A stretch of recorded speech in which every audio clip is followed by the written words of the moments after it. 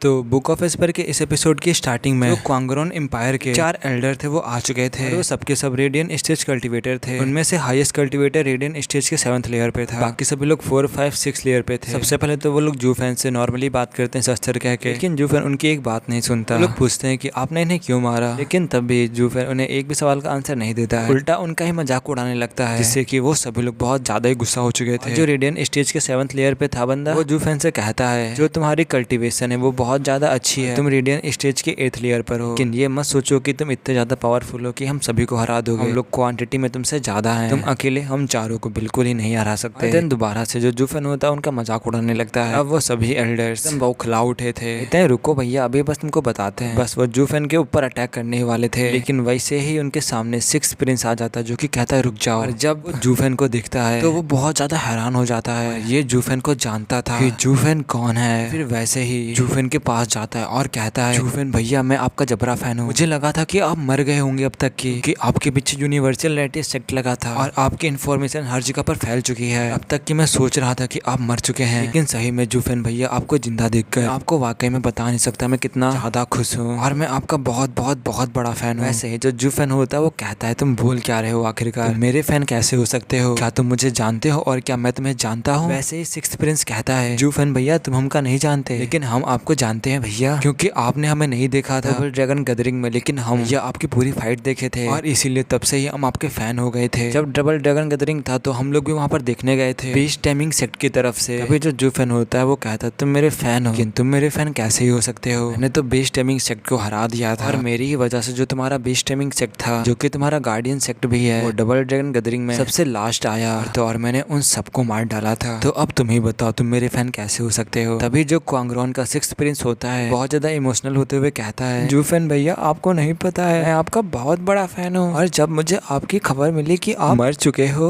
तो मैं कम से कम 3-4 दिन रोया था, और अगर आपको यकीन नहीं हो रहा है तो आप इन एल्डर से भी पूछ सकते हो, क्यों मैं सही कह रहा हूँ ना। तभी जो एल्डर्स लोग होते हैं वो कहते हैं जूफेन सही में जो 6th प्रिंस है वो सही कह रहे हैं एकदम। जब आपको इनको खबर मिली थी कि आपका राम राम सत्य हो चुका है तो ये कम से कम 3-4 दिन रोए थे और बहुत ज्यादा ही उदास थे और आपको अपना आइडियल मानते थे। तभी जो जूफेन कहता है ओह अच्छा ऐसी बात है। तभी 6th प्रिंस कहता है जूफेन से जूफेन भैया वैसे आप यहाँ पर क्या करने आए थे, आपको कुछ काम था क्या। तभी जूफेन कहता है बस मैं यहाँ पर ऐसे ही नज़ारे देखने के लिए आया था और कोई ऐसी जगह को ढूंढ रहा था जो कि बहुत ज्यादा स्पेशल हो, जहाँ पर बहुत अच्छी अच्छी सीनरी हो। देन जूफेन अपने मन में सोचता है ये जगह इसकी है तो मैं इसे नहीं बता सकता कि मैं यहाँ किस लिए आया हूँ। अभी यहाँ पर जो जूफेन था वो आया था एक जगह को ढूंढने के लिए जिसे कि कहते हैं वर्ल्ड विंड टनल, कुछ ऐसा ही नाम है, हाँ यही नाम है। इसीलिए जूफेन इसे ऐसे डायरेक्टली नहीं पूछ सकता है, तो इसीलिए जूफेन ऐसे बहाने बना रहा था। तो जब 6th प्रिंस सुनता है कि जूफेन किसी अच्छी जगह को ढूंढ रहा है तो वो कहता है अरे भैया अब मैं हूँ ना यहाँ पे, बस बताओ आपको कैसी जगह जाना है, मैं आपको वहाँ लेकर जाऊंगा, मुझे यहाँ पर सबसे अच्छी जगह को पता है। इस समय जो 6th प्रिंस था वो बस यही चाहता था कि वो जूफेन के साथ जितना टाइम हो सके उतना टाइम स्पेंड कर सके, क्योंकि भैया जो 6th प्रिंस था वो जूफेन का जबरा फैन था और जूफेन से भी कहता है अरे हम लोग वैसे अभी यहाँ पर रुक सकते हैं, अभी कुछ देर के बाद यहाँ पर फेस्ट होने वाला है, तो जूफेन भैया आप भी आके ज्वाइन हो सकते हो। तभी जो जूफेन होता है वो कहता है नहीं नहीं मैं अपना टाइम ऐसे फालतू में वेस्ट नहीं कर सकता, तो इसीलिए अब मैं जा रहा हूँ इसी स्पेशल जगह को ढूंढने के लिए बहुत ज्यादा अच्छी। तभी जो 6th प्रिंस होता है वो कहता है अरे जूफेन भैया मैं हूँ ना, तो आप काहे टेंशन ले रहे हो, मैं आपको बहुत सारी अच्छी अच्छी जगह दिखाऊंगा, इसे देखकर आप बहुत ज्यादा ही आपको अच्छा लगेगा और जैसा आप चाहते हो वो वैसी जगह होगी। और यहीं पे पास ही में एक माउंटेन है, वहाँ पर मेरा मेंशन है, वहाँ से सीनरी और नज़ारे बहुत ज्यादा अच्छे हैं, आपको सब कुछ वहाँ मिलेगा, लड़कियाँ, सीनरी, हर एक चीज जो आप चीज चाहते हो। और फिर वैसे ही जूफेन भी कहता है तो फिर जल्दी चलो। तो जो 6th प्रिंस होता है वो भी बहुत ज्यादा खुश हो जाता है और कहता है जो भाई चलो चलते हैं साथ में, तुम मेरा पीछा करो। लेकिन जैसे ही वो लोग जाने वाले होते हैं वैसे ही उनका जो 7th लेयर वाला रेडियन स्टेज एल्डर होता है 6th प्रिंस का, वो रोक लेता है, कहता है बट 6th प्रिंस अभी तो एल्डर सी आ रहे हैं ना। लेकिन जो 6th प्रिंस होता है वो नहीं सुनता है, कहता है मैं अभी भाई जुओ के साथ जा रहा हूँ तो इसीलिए तुम उन्हें संभाल लेना। तभी वो एल्डर कहता है लेकिन वो पर्सनली आपसे मिलने आ रहे हैं, अगर आप उनसे नहीं मिलोगे तो बहुत ज्यादा ही नाराज हो जाएंगे, और तो और ऊपर से वो थीरियल स्टेज के 5th लेयर पर है, तो आपको बहुत ज्यादा ही मुश्किल हो सकती है, शायद ही कोई होगा यहाँ पर जो उनके जितना पावरफुल हो यहाँ पे, तो हम लोग तो उनका बिल्कुल ही सामना नहीं कर पाएंगे, अगर आप उन्हें नहीं मिले तो बहुत ज्यादा गुस्सा हो जाएंगे। तभी 6th प्रिंस कहता है मैंने कहा ना मैं भाई जुओ के साथ जा रहा हूँ तो जा रहा हूँ बस। अभी वो एल्डर कहता है 6th प्रिंस मैं आपके भलाई के लिए कह रहा हूँ, प्लीज आप रुक जाइए, नहीं तो वो आपको चोट पहुंचा सकता है, नुकसान पहुंचा सकता है, क्योंकि आपने उसकी बेटी से पंगा लिया है। इसी बात के लिए बहुत ज्यादा ही गुस्सा है, वो बस आपसे एक बार माफी मंगवाना चाहता है, तो प्लीज एक बार मांग लीजिए माफी उससे। अभी जो 6th प्रिंस होता है वो कहता है वो आखिरकार स्कैमर कमीना सांप कहीं का, मैंने उसकी बेटी के साथ ज्यादा कुछ किया भी नहीं। वही मेरे से बहस कर रही थी और अब मेरे ऊपर ही इल्जाम लगा रही है। अभी वो एल्डर कहता है, जो एल्डर सी हैं वो बहुत ज्यादा ही गुस्से वाले इंसान है, आप उन्हें ऐसे ही नाराज नहीं कर सकते, आपको यहाँ पे रुकना होगा।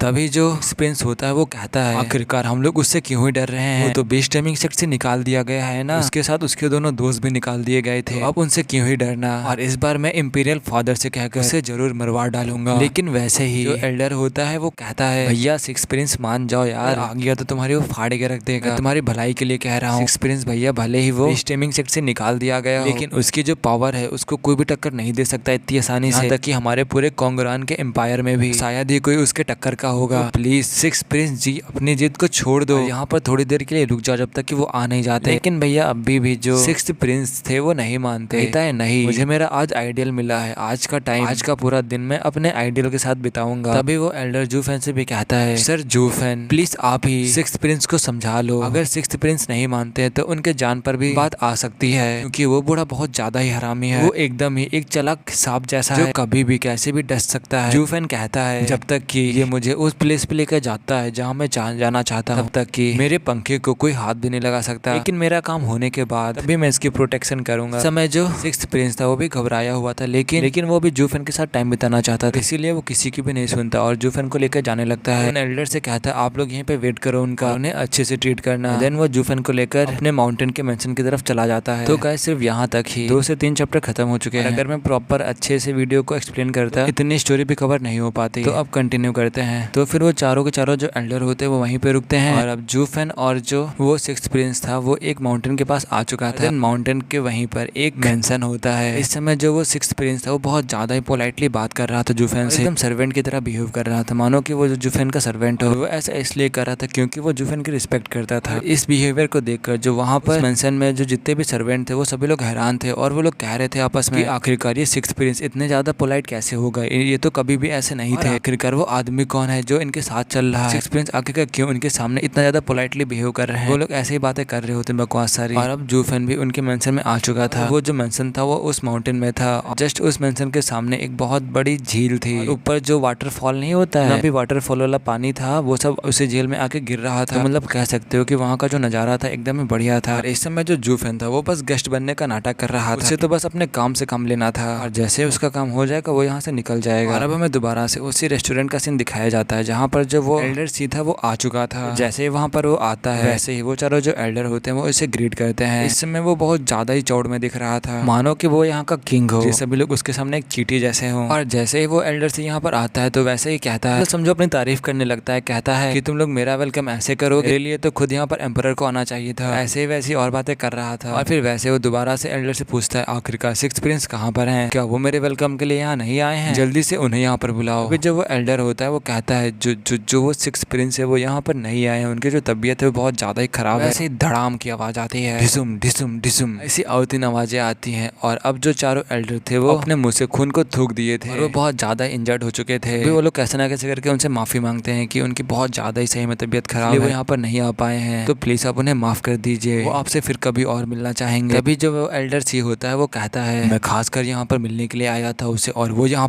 पर नहीं आया, मैं अभी उसको जाकर के अच्छे से बताकर आता हूँ कि मैं कौन हूँ। और फिर वैसे ही वो सिक्स्थ प्रिंस के मेंशन की तरफ उड़ जाता है, सिक्स्थ प्रिंस के मेंशन की तरफ जाने लगता है। इस समय जो वो एल्डर थे वो बहुत ज्यादा ही परेशान हो चुके थे सिक्स्थ प्रिंस के लिए, क्योंकि उन्हें पता था अगर अकेले में सिक्स्थ प्रिंस उनसे मिला तो ये सांप उन्हें मार भी सकता है। ये लोग सिक्स्थ प्रिंस को ऐसे मरने नहीं दे सकते थे, इसीलिए भी उसका पीछा करने लगते हैं, कैसे ना कैसे करके उससे जल्दी वहाँ पर पहुंचना चाहते थे। जब जूफेन उसको लेकर गया था सिक्स्थ प्रिंस को यहाँ से अपने भरोसे पर लेकर गया था, मैं जब ये बताया था कि इसका सामना sixth Prince ethereal stage expert से होगा, तभी जो जूफेन था उसने कहा था कि मैं उन्हें अकेले ही देख लूंगा, उससे मेरे सामने आने दो। उस समय एल्डर्स को लग रहा था कि वो बस बातें को ऐसे से फेंक रहा है, उसका जैसे ही काम हो जाएगा वो यहाँ से पतली गली नाप के निकल लेगा। लेकिन जो जूफेन था उसने कहा था कि मैं अकेले संभाल लूंगा उसको। और देन वो भी कहता है, जो सिक्स्थ प्रिंस था वो भी कहता है, जो भाई जूफेन है वो बहुत ज्यादा ही कूल है, तो तुम्हें टेंशन करने की बिल्कुल भी जरूरत नहीं है। डबल ड्रैगन मैनर के जीनियस है जीनियस, इनके सामने कोई भी वहाँ पर नहीं टिक पाया था और मैंने इनकी पावर ध्यान से देखी है। तो तुम लोग भी बोलो अपने भाई जूफेन कैसे हैं। देन वो एल्डर्स भी कहते हैं कूल है कूल। तो अब वो लोग बस सिक्स्थ प्रिंस के पास जा रहे थे और अब हमें जूफेन और सिक्स्थ प्रिंस का सीन दिखाया जाता है। इस समय बस जूफेन को उस जगह के बारे में जानना था, लेकिन इतना टाइम होने के बाद भी जूफेन को उस जगह के बारे में बिल्कुल पता नहीं चला था। फिर वैसे ही वो अपने मन में कहता है, मेरा बहुत ज्यादा ही टाइम वेस्ट हो रहा है। तभी जो सिक्स्थ प्रिंस होता है वो कहता है जो भाई जो ये प्लेस है वो एकदम हेवन है। हेवन क्यों, मैंने सही कहा ना। जूफेन कहता है हेवन मेरा एस, मतलब अपने मन में कहता है। जूफेन सीरियस में आते हुए कहता है मैं यहाँ से जा रहा हूँ, इतनी भी खास जगह नहीं है। वो कहता है यार इतनी अच्छी तो जगह है, आप क्यों जा रहे हो यहाँ से। जूफेन कहता है अगर तुम्हें नई अच्छी जगह दिखानी तो मैं जा रहा हूँ। मैं यहाँ पर किसी स्पेशल जगह के लिए आया था कि बहुत ज्यादा स्पेशल हो, जहाँ पर बहुत कम ही लोग जा सकते हो, वहाँ की जो स्पिरिचुअल एनर्जी हो वो नॉर्मली 10 गुना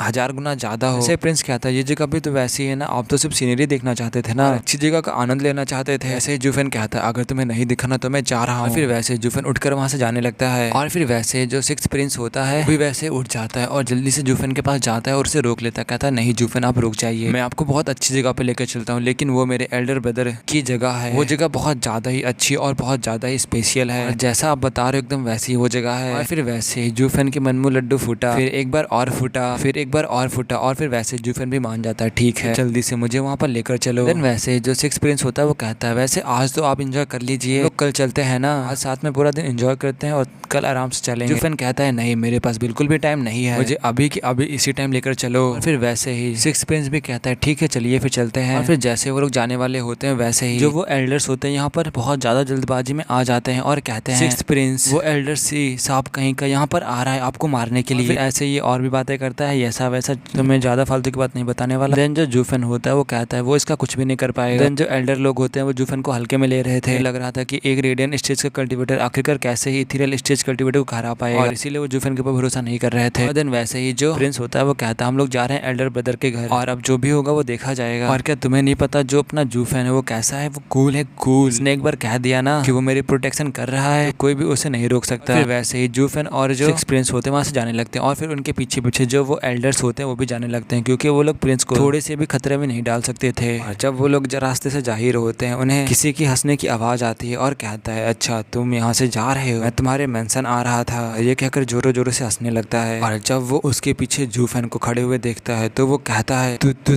तुम। और फिर वैसे ही एल्डर सीड बहुत ज्यादा जोरों जोरों से हंसने लगता है और कहता है आखिरकार तुम मुझे मिल ही गए, यहाँ पर तुमने मुझे बहुत ज्यादा ही कष्ट दिलाया है, मैंने तुम्हारी वजह से बहुत ज्यादा कष्ट झेला है, तुम्हारी वजह से बीच टाइमिंग सेक्ट से निकाल दिया गया। जो जूफेन होता है वो कहता है क्या तुम मुझे जानते हो। वो कहता है हाँ मैं तुम्हें जानता हूँ, आखिरकार मैं तुम्हें कैसे ही भूल सकता हूँ, तुमने मुझे बहुत ज्यादा ही परेशान किया है, तुम्हारी वजह से मैंने क्या क्या कुछ नहीं सहा है। लेकिन वैसे जो जूफेन होता है वो कहता है अरे बाबू भैया लेकिन तुम मुझे काहे याद नहीं आ रहे हो, थोड़ा सा याद दिलवाने की कोशिश करो हमको, तब हम थोड़ा तुमको याद करें, आखिरकार तुम कौन से खेत की मूली हो। वैसे बाबू भैया कहते हैं मतलब एल्डर से कहते हैं 8 साल पहले जब टियानियो में फाइट हुई थी तो हम 3 एल्डर क्वांगरेन एम्पायर की मदद करने के लिए आए थे। भाई मेरे को एम्पायर का नाम नहीं पता है तो एडजस्ट कर लेना, शायद क्वांगरेन कहते हैं। हाँ तो जब टियानियो में फाइट चल रही थी आपसी मामलों में तब हम लोग आए थे इनकी मदद करने के लिए, तब तुमने जो मेरी बॉडी थी उसको डिस्ट्रॉय कर दिया था। मैं इसको तुमको बताता हूँ ये कौन है, देखो ये वही सांप है सांप, और इसके साथ 2 लोग और आए थे वो भी इथेरियल स्टेज के एक्सपर्ट थे। तब जूफेन ने यूज किया था इसको इसकी बॉडी को डिस्ट्रॉय करने के लिए अपनी one I of the wide का, जो कि एक गोल्डन कलर की लेजर बीम नहीं होती उसका, जिससे कि जो इसकी बॉडी थी वो डिस्ट्रॉय हो चुकी थी, बस इसकी सिर्फ सोल बची थी, सांप वाली सोल। तो अब जूफेन को भी याद आ जाता है और कहता है अच्छा तो तुम उस खेत की मूली हो, मुझे याद आ गया, तुम वही सांप जैसे दिखने वाले सोल वाले हो ना, अरे जो बॉडी है वो चेंज हो चुकी है इसलिए मैं तुमको पहचान नहीं पाया। तभी एल्डर से कहता है मुझे दूसरी बॉडी चाहिए थी अपने आगे की कल्टीवेशन को करने के लिए, लेकिन मैं इस बॉडी में ज्यादा दूर तक नहीं जा सकता, सिर्फ मैं इथेरियल स्टेज के 5th लेयर तक ही जा सकता हूँ और अभी तक जा पाया हूँ, और अगर अभी मेरी असली बॉडी होती तो अब तक कि मैं इथेरियल स्टेज के 8th लेयर तक जा चुका होता, लेकिन अब मैं तुमसे अपना पुराना बदला पूरा करूंगा, अब तुम मुझसे बिल्कुल भी नहीं बच पाओगे, तो अब तैयार हो जाओ, मैं तुमसे अपना पुराना बदला पूरा करूंगा। और वैसे ही ये कह करके वो जूफेन की तरफ अटैक करने के लिए आगे बढ़ता है और फिर वैसे ये वाला एपिसोड खत्म हो जाता है। तो अब मैं कल बुक ऑफ के नेक्स्ट एपिसोड में